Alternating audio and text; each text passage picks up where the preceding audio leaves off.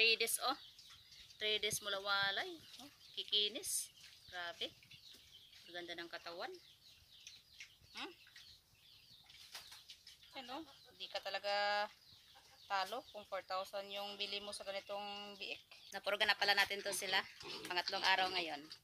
Ito yung ginamit natin, oh. Ito, Agmictin. Ito pala yung DIY natin na drinker nila. Tapos dyan sila umiinom. Tapos ito na yung ating mga 3 araw mula binalay na biik. Kondisyon na yung katawan nila. Pakainin natin sila. Naka-dry feeding lang to sila, oh.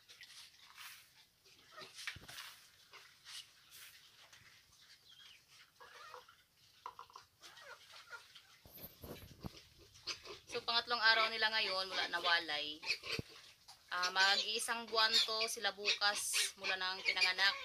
Bali, maaga natin sila winalay, 27 days. Nagwalay na tayo. Pero yung iba, takot daw sila magwalay pag ganun. Pinapaabot talaga nila isang buwan. Yung sa atin kasi, malalaki na sila at nahirapan na yung inahin natin. Kaya maaga talaga tayo nagwalay. Usually talaga 28 days ako nagwawalay. Ika-4 na linggo mula pinanganak.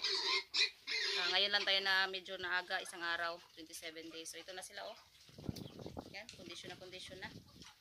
Ito may maliit tayong isa. Pero ayan, malakas talaga yan sila kumain. So 4,000 pala yung bake dito ngayon kasi ano, mahirap makahanap ng bake ngayon dito sa lugar namin, maliit or malaki. Patas yung ano, presyo. 4,000. Ito may mga may-ari na ito lahat. So 5 days after walay, tsaka natin ipakuha. So 3 days pa lang sa ngayon. Ayan, naprogranan natin gamit yung Agmictin. Tapos kahit tanghali, ano tayo dito. Yung daob ba, pausok-usok kasi pag maulan, marami pa ring langaw or yung mga maliliit na tagnok ba kung sa Bisaya. Yung ina ng ating mga biik, naglandi na ito mga kababoy. Ito lang yung kailangan bantayan pag bagong wala yung ano, pag matanda na yung mga inahin natin kasi hindi na siya ganun ka pula at hindi na rin ganun kalaki. Tingnan yan, pero yan, yung bisong na yan, landi yan. So antayin pa natin yan mga bukas or susunod na araw. So dahil ika-3 araw ngayon mula walay, so parang kahapon ko pa to siya napansin na parang naglalandi na. Tapos yung didi niya, oh, sobrang dami pa ng gatas. Ayan, kalandi yung inahin natin.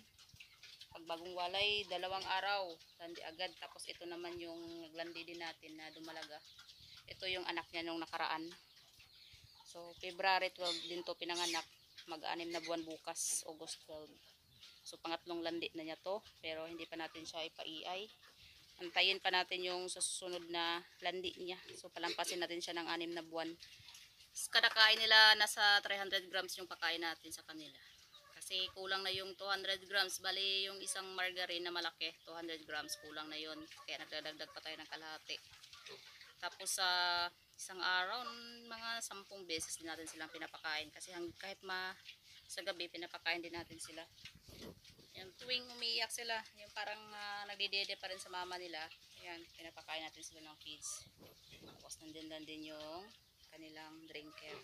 So ito lang po muna yung update natin sa ating mga alaga. Wow!